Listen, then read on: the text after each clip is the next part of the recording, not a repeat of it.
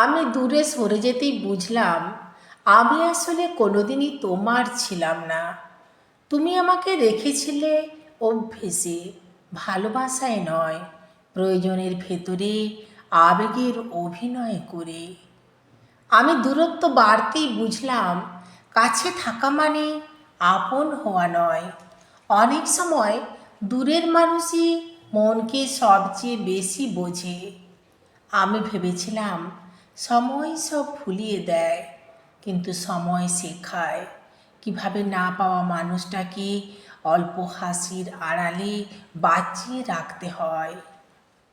আজও তোমার কথা খুব মনে পড়ে, কিন্তু এখন আর কষ্ট হয় না, শুধু মনে হয় তুমি ছিলে আমার জীবনের সবচেয়ে সুন্দর ভুল।